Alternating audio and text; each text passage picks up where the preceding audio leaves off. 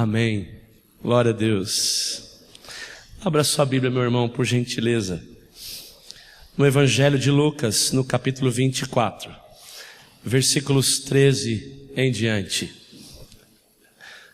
Evangelho de Lucas, capítulo 24, versículos 13 em diante.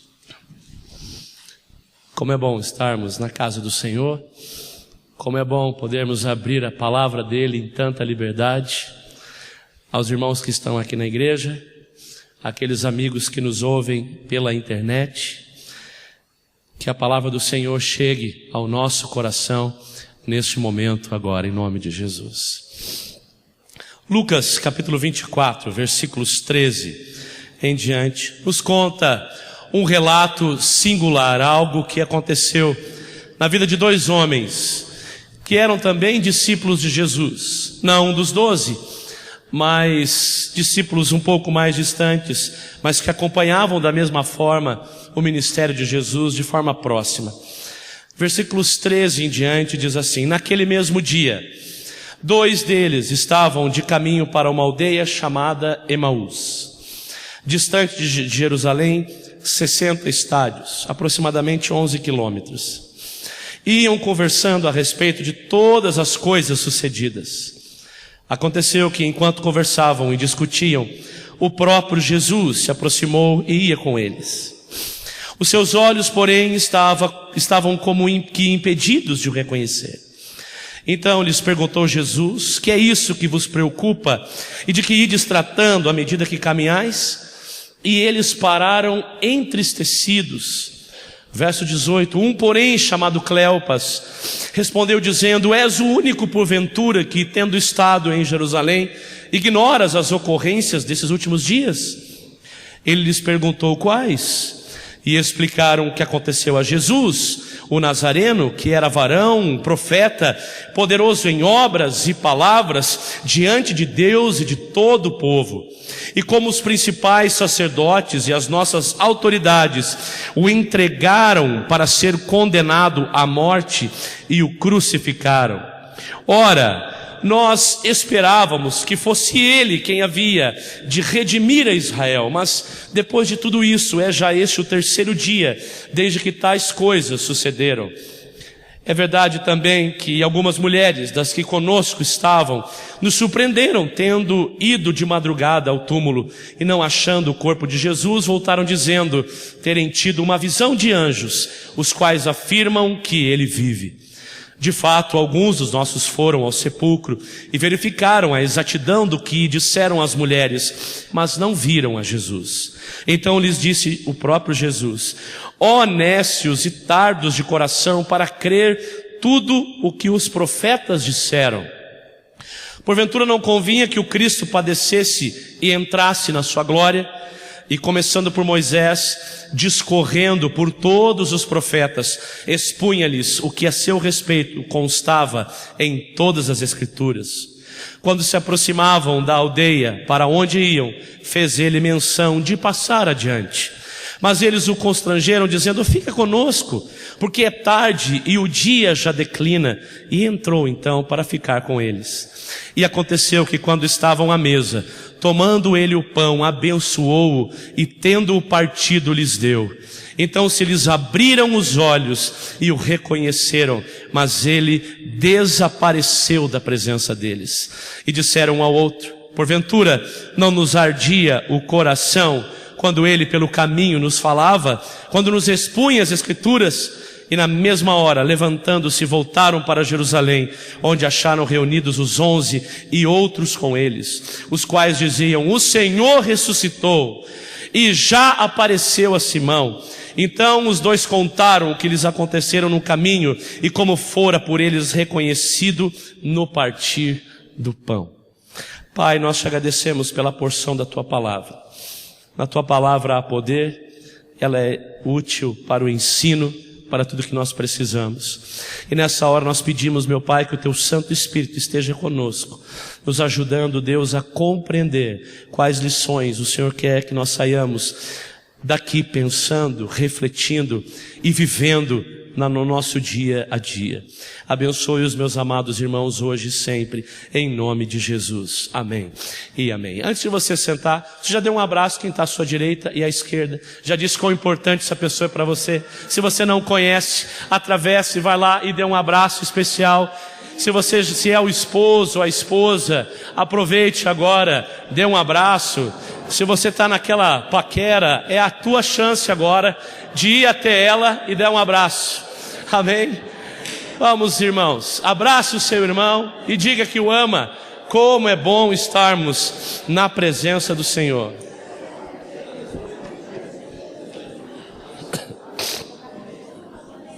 Amém. Glória a Deus. Depois podemos tomar o nosso assento.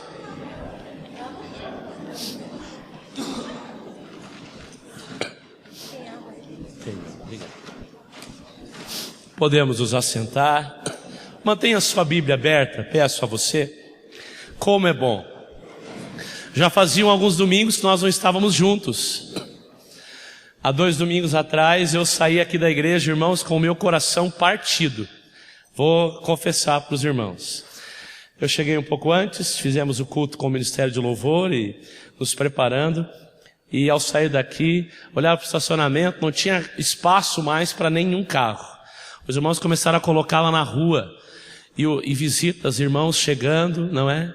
E eu tendo que sair para atender um compromisso da juventude, porque eu também tenho a função de coordenar a nossa JNI para o sul do Brasil. E eu tive que atender aqui mesmo em Curitiba um compromisso. Mas me doeu o coração de sair daqui, mas graças a Deus sei do poder e do fogo do Espírito Santo que queimou nesse lugar para a glória do Senhor. Amém? No domingo passado estava lá no retiro da JNI distrital com os nossos jovens. Irmãos, foi maravilhoso. Falei tanto que olha como é que está a minha voz. Uma voz de taquara rachada, aquele pintinho que começa a piar recentemente, não é? Mas graças a Deus, irmãos, tive a alegria de ver os nossos jovens, cada um vivendo uma experiência única com Deus. Amém? E eu queria perguntar, quantos vivos do Senhor eu tenho aqui nessa noite? Quantos vivos do Senhor eu tenho aqui nessa noite? Quantos separados pelo sangue de Jesus eu tenho aqui nessa noite? Portanto, irmãos, eu quero que você vibre com a palavra de Deus. A festa, ela começa dentro de nós, para a gente compreender a palavra de Deus dia após dia. E Ele vai dando voz onde não tem, Ele vai colocando ânimo onde não tem, Ele vai dando saúde onde não tem. Deus vai fazendo a obra, porque é para Ele, só para Ele, para honra e glória dEle. Amém? No caminho de Emaús existem verdades lindas para a minha vida e para a tua vida. E eu confesso a você, irmão, que alguns anos atrás eu vivi um dos maiores conflitos na minha vida espiritual. Um dos maiores conflitos de mente, conflitos de convicções, conflitos na minha vida espiritual, dos quais eu não imaginava que um dia poderia viver. Eu cresci num lar onde os dogmas religiosos eles eram muito fortes, onde eu guardava um determinado dia, onde eu não podia jogar bola com os meus amigos. Eu olhava no campinho de futebol, irmãos, sabadão à tarde, parece que o campo de futebol ficava melhor naquele dia. Parece que os times eram melhor. A moçada ia toda para aquele dia. E eu tinha que ficar enclausurado num rito religioso. Minha mãe dizia, não, hoje não é dia de você fazer isso. Hoje não é dia de você fazer aquilo. Hoje não é dia. Aquilo me consumia. Mas eu cresci nessa ideia de estar ali guardando um dia para Deus de uma forma muito diferente da qual nós compreendemos na palavra de Deus. Eu não quero nessa noite entrar no mérito dessa doutrina ou deste erro de doutrina, apesar de um dia termos mais para frente uma série especial sobre heresias e situações bíblicas que tentam nos enganar nos dias de hoje, mas não é a tônica disso. Mas eu vivia um certo momento onde eu estava, irmãos, seguindo com todo o meu coração, com toda a minha alma, com todo o meu entendimento, algumas coisas que hoje eu sei que a Bíblia não diz. Mas eu lembro como hoje, quando eu comecei a ser confrontado por esses ensinos. E esse texto de Lucas, capítulo 24, me fez compreender como eu poderia viver ou passar por essa situação. Sei que esse texto também, irmãos, ele tem ajudado muitos e muitos que também vivem às vezes, esses conflitos, essas crises. E talvez você já viveu, vive ou ainda viverá. Quero dizer para você que assim como em Emaús, o Cristo anda comigo e com você. Não importam as situações, Ele anda comigo e com você. Nesse texto aqui nós lemos muito claramente, irmãos, esses dois discípulos, Cleopas e esse outro homem, que nós não temos o nome, mas eram discípulos, seguidores de Jesus. Eles acompanharam durante 3 anos e meio a vida e a obra de Jesus. Tanto é que na hora em que o próprio Cristo, os olhos deles estavam cegos, estavam fechados para compreender que era Jesus. Na pergunta de Cristo, quando os questiona sobre o que havia acontecido, eles exalam do fundo da alma, como um aroma suave, literalmente, a expectativa que eles tinham e o que eles viam em Jesus. Poderoso em obras, poderoso em palavras, havia uma admiração de todos por Jesus. Como nós hoje, nós admiramos os ensinos de Jesus, tudo aquilo que vem de Cristo é admirável. Por isso, irmãos, que essas mentes e ideias, hoje de manhã, o pastor Ed, na sua ministração na escola bíblica, citou o programa, eu vi a chamada hoje à tarde, irmão, no canal de televisão, aquele History, onde eles apresentam hoje uma série questionando a Bíblia. E na chamada ainda falam assim: você tem certeza dessas convicções? Se você assistir essa série, a sua fé vai ser questionada. As respostas que tu tens dado hoje são literalmente aquilo que você acredita. Existe um enredo há muito tempo tentando questionar a pessoa de Deus, as obras de Deus, a obra da igreja, a própria igreja, o evangelho, a palavra de Deus. Mas o que me toca o coração, irmãos, é que nenhuma mente humana seria capaz de criar um personagem tão único, tão singular como Jesus Cristo. Nenhuma mente humana conseguiria olhar para o paradoxo humano entre o pecado e a possibilidade da salvação agora, como Jesus fez. Nenhuma mente humana conseguiria estender um amor de forma tão precisa na vida das pessoas como Jesus fez. Ele é o nosso modelo, Ele é o nosso Deus. E Ele estava, mesmo que os outros não conseguiam ver, aqueles dois, estava seguindo esses homens, caminhando com eles. E pergunta para eles para onde eles estavam indo. Nessa confusão de quando conhecia um Cristo do qual eu não conhecia, os meus olhos é como se tivesse desencantado daquele meu Deus da infância. Sabe aquela história que a gente aprende e canta com a mãe, a gente conta a historinha, e eu lembro das historinhas de Jonas, de Deus, e ouvia que Deus, o Papai do céu, vai estar comigo. Essa ideia de um Deus extraordinário, que cuida das mais pequenas coisas, e entende a minha mente infantil. Esse Deus, nesse período da minha vida, parece que tudo aquilo que eu aprendi, começou a simplesmente se desmoronar aos meus pés. Tudo aquilo que eu esperava, a minha expectativa, começou a se desmoronar. Poxa, então eu não preciso guardar dessa forma um dia. Eu posso comer isso aqui. Graças a Deus, irmãos, como eu gosto de comer bacon. Como eu gosto de comer uma carninha de porco. É bom esse negócio, né, irmãos? Amém ou não amém? Amém ou não amém? Amém. E eu quero aprender a fazer uma, viu, Gerson? Daquelas assim, ó. Não aquela sul mato-grossense que é única, mas maravilhosa mesmo. Mas começou a abrir, irmãos, aos meus olhos, um universo, uma experiência com Deus a qual eu não tinha consciência, como se tudo aquilo que eu aprendi se desmoronasse e agora eu me sentisse perdido. E aí eu fui para esse texto, Deus me tocou de forma muito especial, algumas lições únicas. A primeira delas é as expectativas a respeito de Deus, elas aparentemente estavam sendo frustradas. Esses homens, eles tiveram essa mesma experiência. Durante 3 anos e meio eles olhavam para Jesus, admiravam-se de Jesus, eles viviam com Jesus, eles olhavam para Jesus, Jesus curando, Jesus salvando, Jesus abençoando, Jesus tocando a vida das pessoas. Ele anunciava de um reino. Que reino é esse? Ele anunciava de um amor sobrenatural. Ele se fazia presente nos mais diferentes lugares.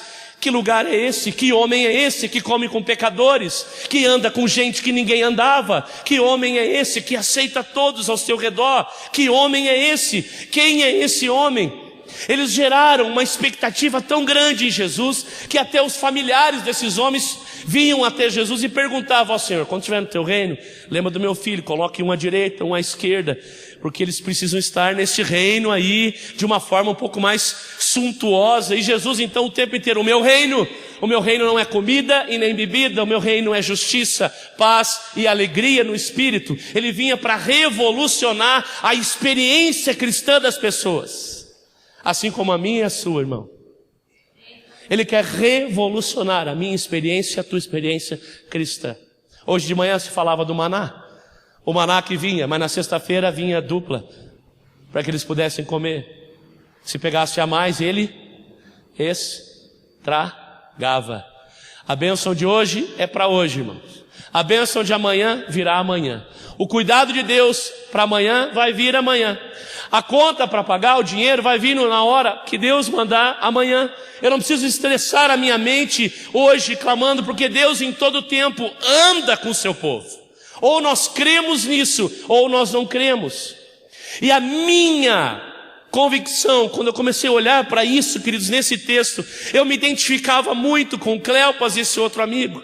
Eles juraram e depositaram tudo. Perceba o verso 21, ora, nós esperávamos que fosse ele quem havia de redimir a Israel. Mas depois de tudo isso, já é o terceiro dia, desde que tais coisas se sucederam.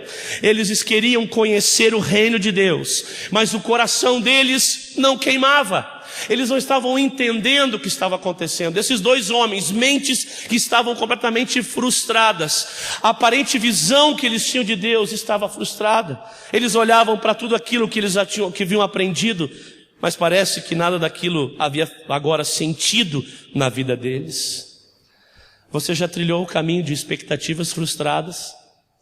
Você já colocou expectativas em N situações, das quais, como num passe de mágicas, num abrir e fechar de olhos, tudo se desfez. É como se o caminho houvesse se destruído aos teus pés. É como se aquela roupa se desmanchasse nas suas mãos. É como um sorvete no meio do calor, que você pega bonito da máquina, mas em fração de minutos ele derrete e escorre no meio dos teus dedos, sem você perceber o sabor, o gelado, o frescor que ele poderia produzir, simplesmente ele se desfaz. Nós somos cercados de situações assim. Todos nós cremos em Deus, todos nós entendemos que Ele é o Deus de Israel, mas muitas vezes nossas expectativas a respeito de Deus, elas podem se frustrar, porque eu posso não entender ou não estar vendo que Ele está comigo. Em segundo ponto, irmãos, nessa passagem bíblica, é a gente pensar que existe um abismo muito grande entre a teoria e a prática. Entre aquilo que a gente ouve e aquilo que a gente quer ouvir. Entre aquilo que a gente acredita e aquilo que muitas vezes acontece na nossa vida. Quando a vida nos testa, nós somos testados dia após dia. Eu mostrei para os jovens, eu peguei uma pedacinho esses dias, um tempo atrás, eu parei pela primeira vez num bafômetro. Era umas 2 da manhã e eu guardei até hoje a pecinha que a gente ganha do policial para soprar. Virou sermão para os jovens. E eu mostrei para eles. Fiquei feliz que eu perguntei lá para os jovens: quem aqui conhece isso aqui?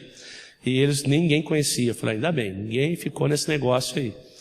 Mas eu lembro do teste que nós precisamos passar. Eu lembro de alguns que permaneceram na beira do caminho, porque não passaram no teste.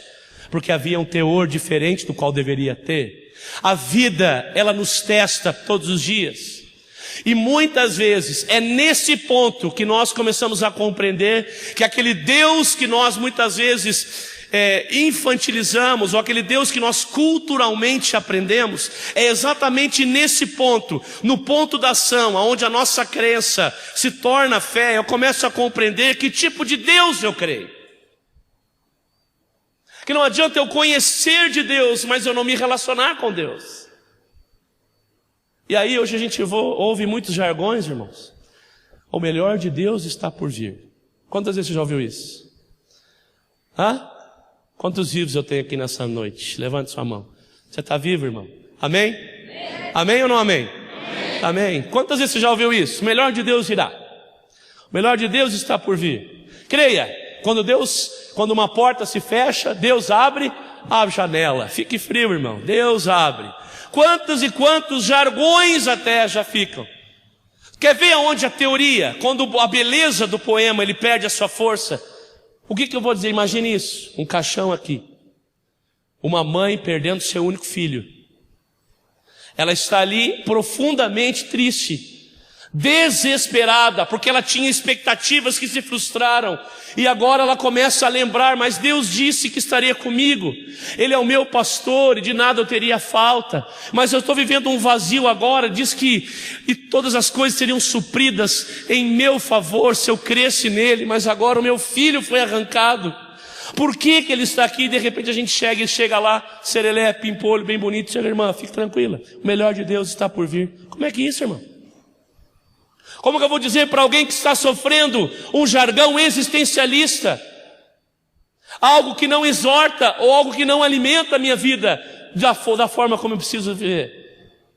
Existem momentos na nossa vida, queridos, que todas as teorias se dissolvem e a única coisa que nos sustenta é o quão próximos ou distantes estamos de Deus. A única coisa no caminho da vida, quando nós compreendemos quem Deus é. Perceba comigo aqui no versículo 18. O versículo 18 diz que porém, chamado Cleopas, respondeu dizendo: é você o único que, tendo estado em Jerusalém, ignora as ocorrências desses últimos dias? Algo precisava acontecer na vida desses homens. Algo precisava acontecer no coração deles. Na realidade, meus irmãos, não é que o melhor de Deus não está por vir. Ele está por vir. Você crê? Você crê que Deus está soberanamente à frente da minha vida, da tua vida, cuidando de cada detalhe? Você crê nisso? Amém por isso. Isso nos subsidia. Isso nos sustenta. Mas é quando eu entendo que deve acontecer uma espécie de uma metanoia na minha mente, uma expansão do meu raciocínio ao lado de Jesus, aonde eu começo a compreender que todas as coisas cooperam para o bem daqueles que amam a Deus, e Deus vai direcionando a minha vida, mesmo que hoje eu esteja vendo ou percebendo que as minhas expectativas foram frustradas, e que agora existe uma diferença entre a teoria que eu sempre vivi e a prática que agora o mundo tenta me testar. Eu compreendo e entendo que Deus anda ao meu lado, mesmo que eu não o veja. Deus anda ao meu e ao seu lado.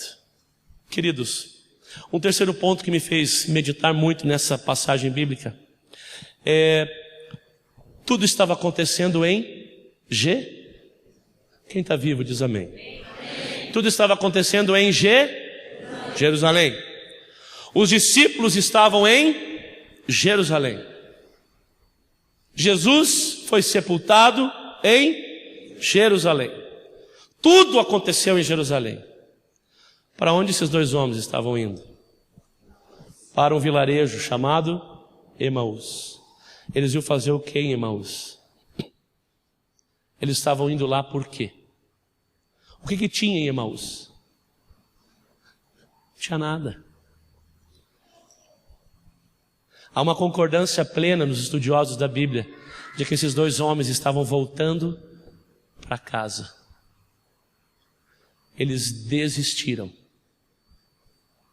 Eles haviam desistido desse negócio de viver aquilo que Jesus havia dito para eles viverem. Você já pensou em desistir? Está desistindo de algo?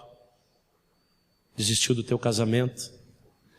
Desistiu de falar de Jesus para o teu filho?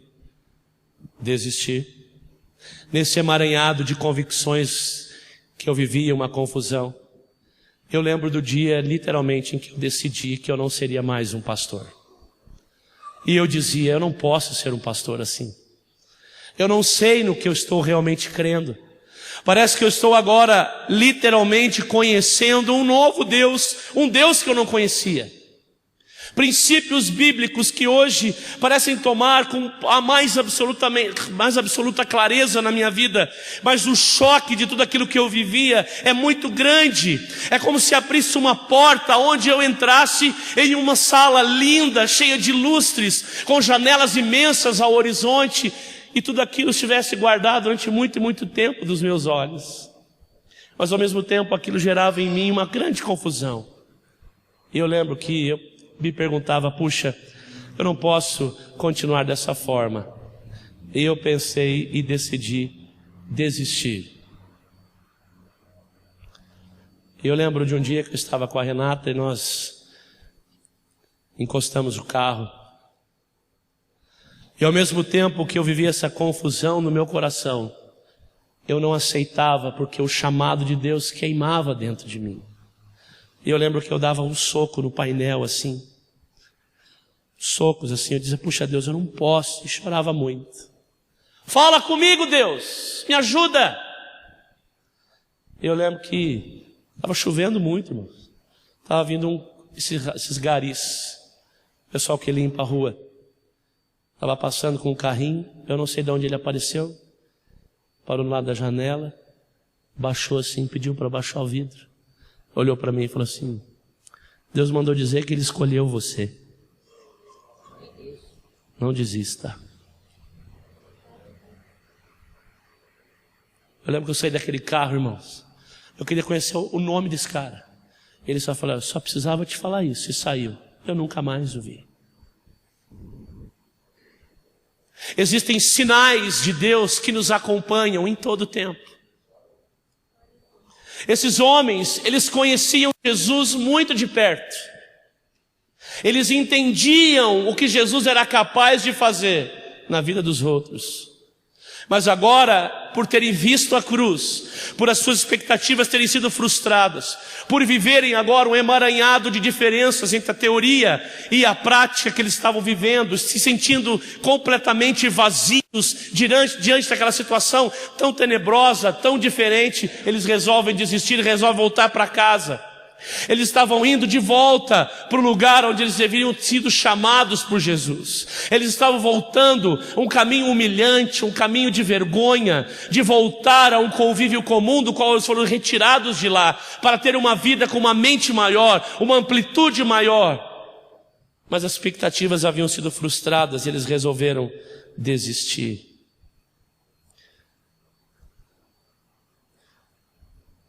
Depois disso, irmãos, continuando a caminhada, por mais que eles estiveram abrindo todo o coração deles para aquele homem que eles não conheciam quem era, Jesus não fala nada. Ele simplesmente ouve o coração daqueles homens. E aí vem um quarto ponto que mexeu muito com o meu coração, que é o silêncio de Deus. Você já viveu esse período em que Deus não fala nada? Em que Deus olha para tudo.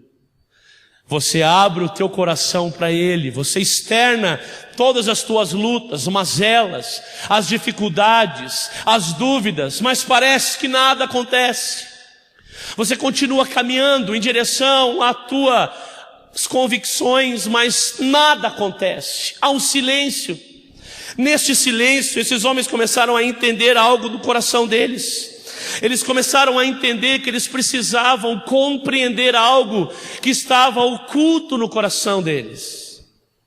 Eles precisavam deste silêncio. Sabe por quê? Nós precisamos desse silêncio. Eles não podiam ter, irmãos, nenhuma fagulha aonde se sustentar. Eles não podiam ter nenhuma promessa aonde se sustentar. Eles não podiam ter nada aonde se sustentar a não ser no Senhor. Eles não podiam ter nenhum tipo de fuga. Eles não poderiam olhar para nenhum tipo de habilidade ou expectativa futura. Eles não podiam ter nada que pudessem firmá-los em algum caminho que fosse humano e não divino. E muitas vezes, irmãos, é a razão de que, porque por algumas lutas e dificuldades que inventamos, Deus nos conduz até o pó, até onde nós não temos para aonde recorrer. Você já se sentiu assim? Aonde nós não tínhamos para onde ou com quem falar.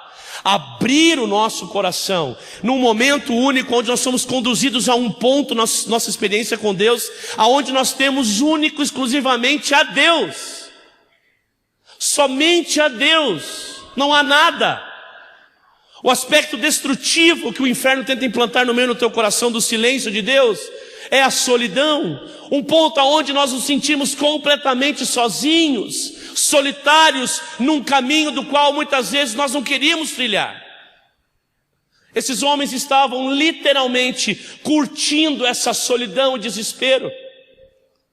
Uniu literalmente a fome com a vontade de comer. Eles estavam andando, os dois desesperados, e eles caminhavam, ambos discutindo ou conversando o que havia acontecido.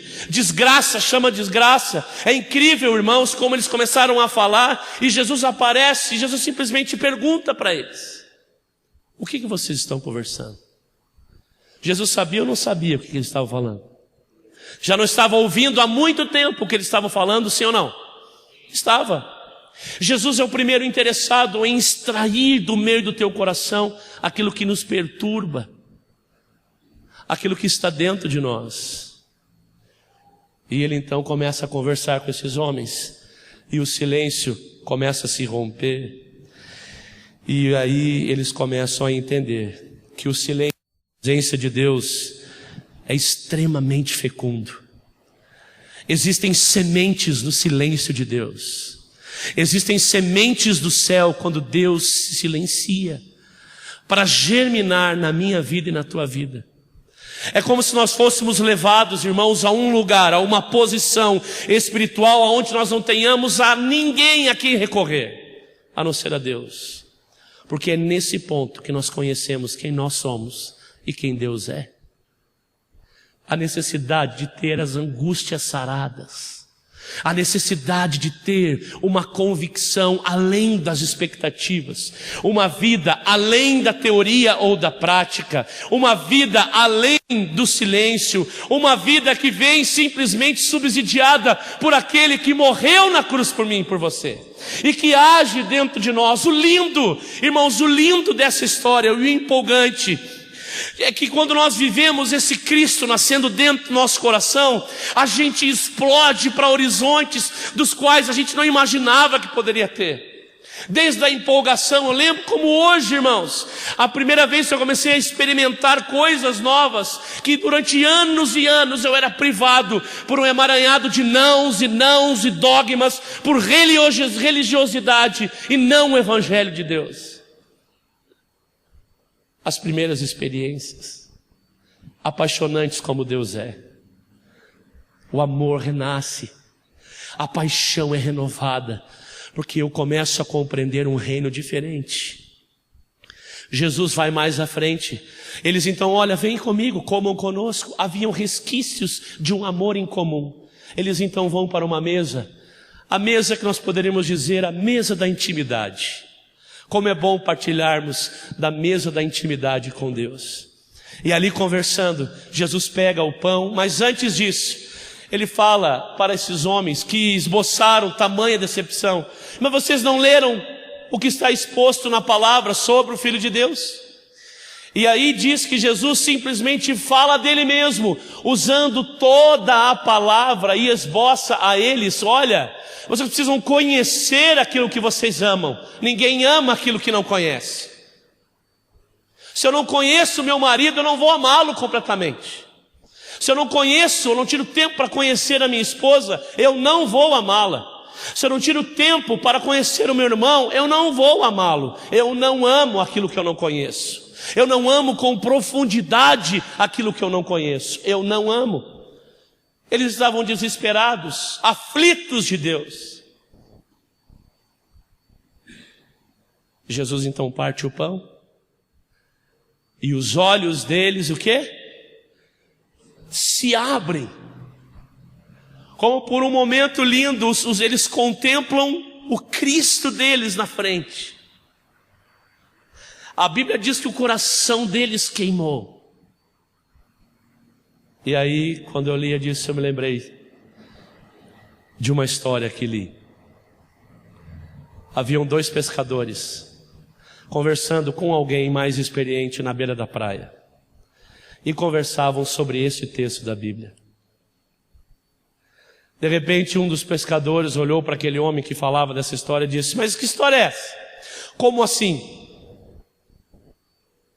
Jesus estava falando com eles, fez todo esse negócio, Na hora que os olhos deles se abrem, o coração queima, Jesus desaparece. Para onde ele foi? Para onde foi Jesus? E aquilo ecoava na beira da praia. O outro pescador disse: ué, como assim para onde Jesus foi? E o outro responde: sim, diz ele aqui, ele contou a história que ele desaparece. E aí o outro: ele não desapareceu, eles só não enxergavam, porque Jesus naquela hora entrou dentro deles. Jesus sai da aparência dos olhos, porque Jesus entra no coração deles. Por isso o coração deles queima. Eles começam a compreender quem Deus é.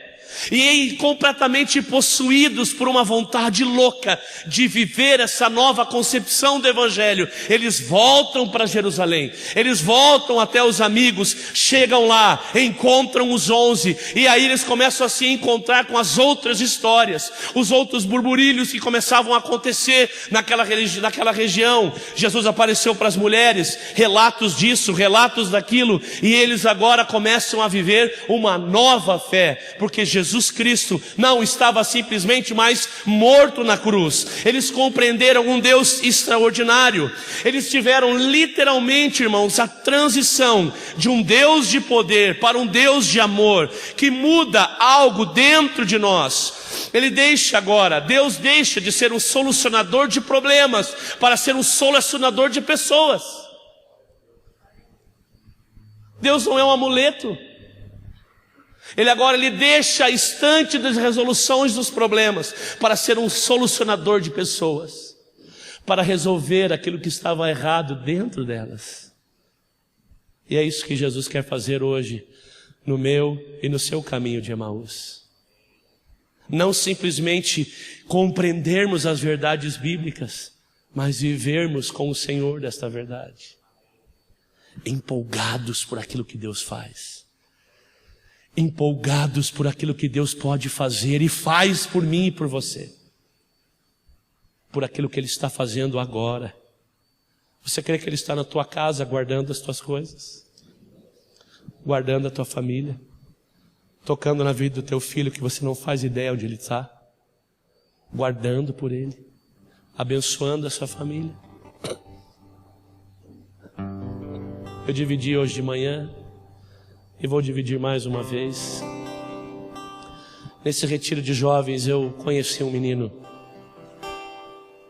Nós fizemos uma caminhada na Bíblia, e na noite em que nós conversamos sobre arrependimento, eu lembro que esse menino me procurou e disse assim: pastor, eu odeio meu pai.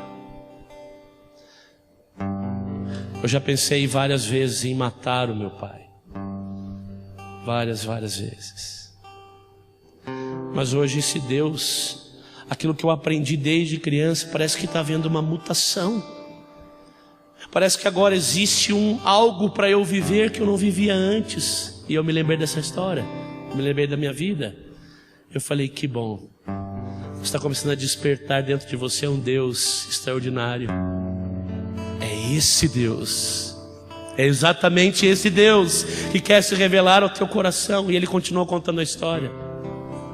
Muitas vezes eu tentei e planejei de tudo para tirar a vida do meu pai. Era um bêbado que machucava minha mãe, machucou muitas vezes a mim. Ele insistia em dizer que não acreditava em mim.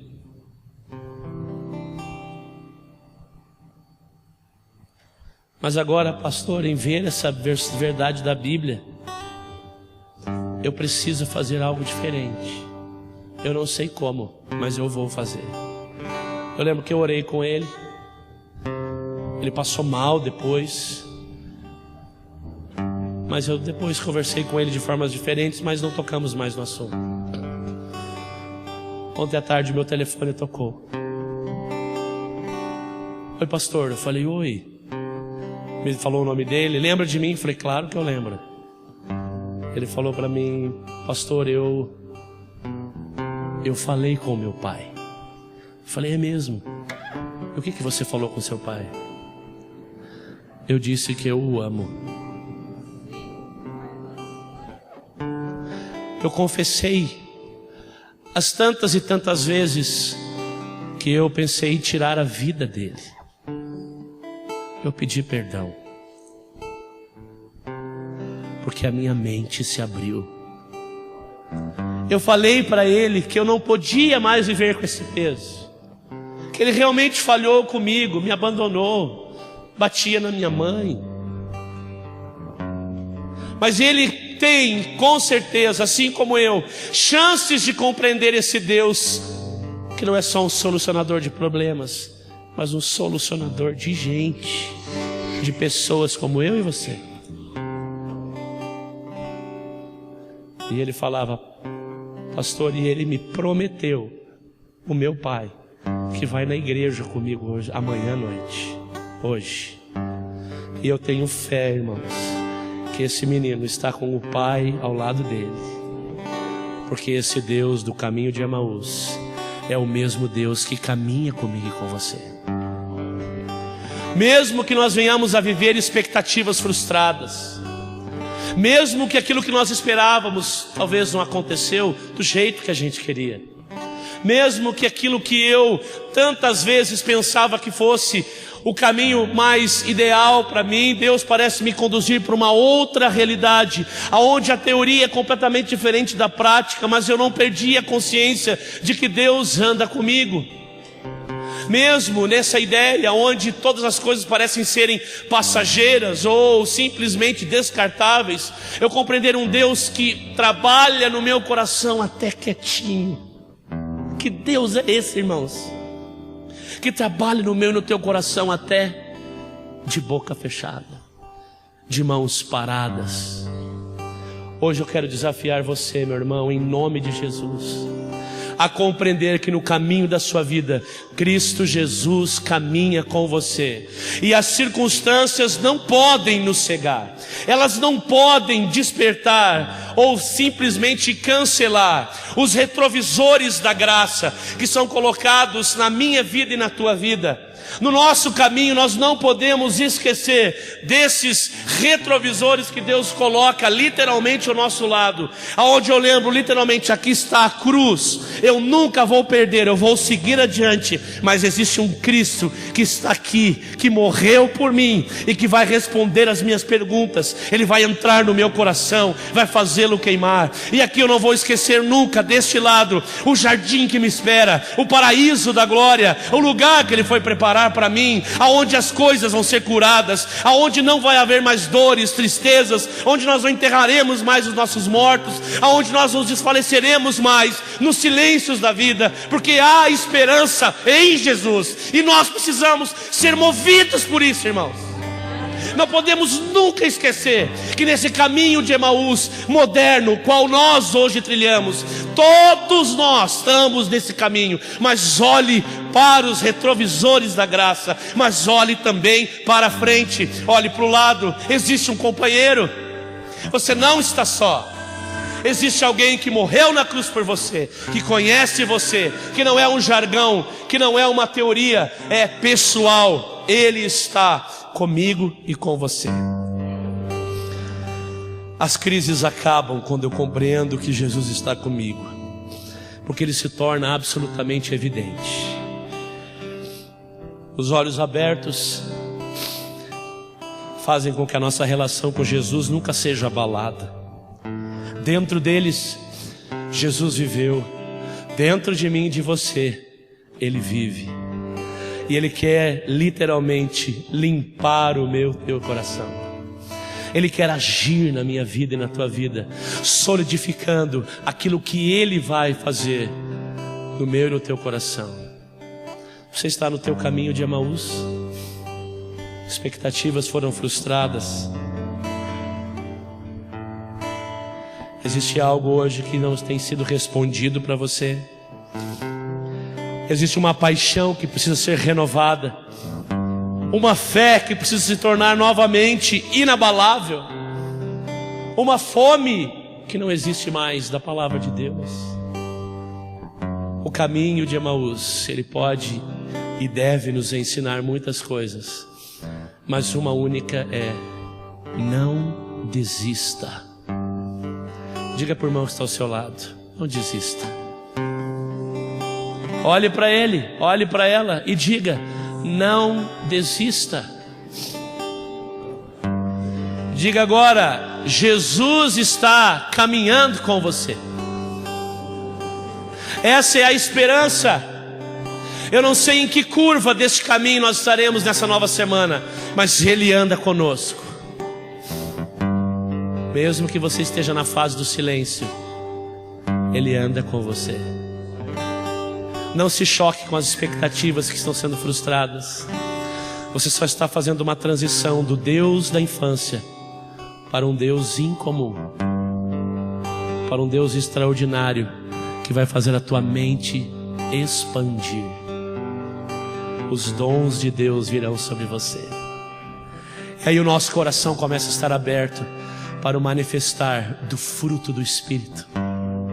Porque agora eu começo a compreender que Deus está, o reino de Deus está dentro de mim. Dentro de mim e dentro de você. Dentro de mim e de você. Porque a palavra de Deus assim nos diz. Amém? Quero convidar você a colocar-se de pé, meu irmão. Em nome de Jesus.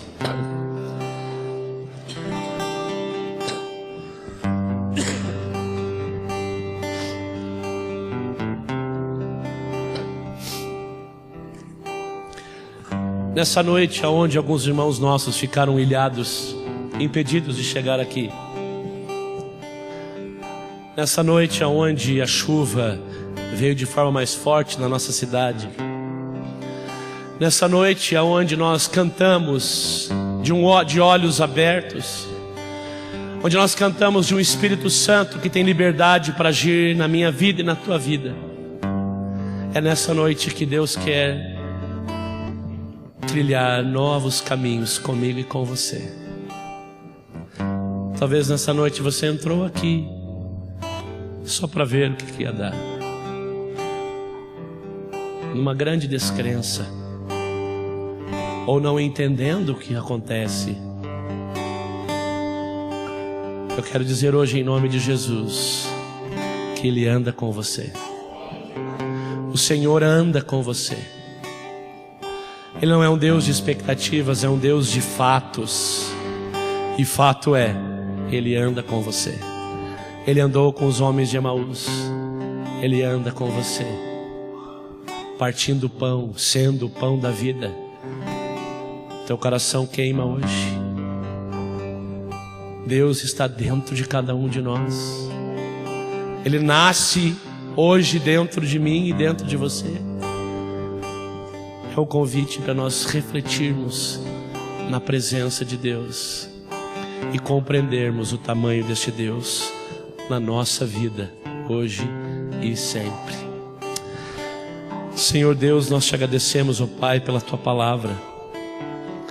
Nós te agradecemos, ó Deus, porque o Senhor nos faz compreender que além de um solucionador de problemas, o Senhor é um solucionador de pessoas.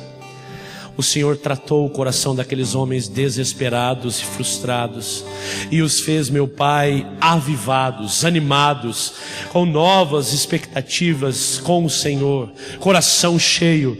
Eles voltam para os desafios e compreendem o Deus que o Senhor é, para proclamarem a cruz de Cristo. E hoje, meu Deus, nós queremos viver uma experiência assim, que nos tire, meu Deus, das desesperanças e nos leve, meu Pai, para o caminho que o Senhor quer que nós trilhemos. Nos abençoe, meu Deus, hoje e sempre, em nome de Jesus. Amém e amém, e graças a Deus.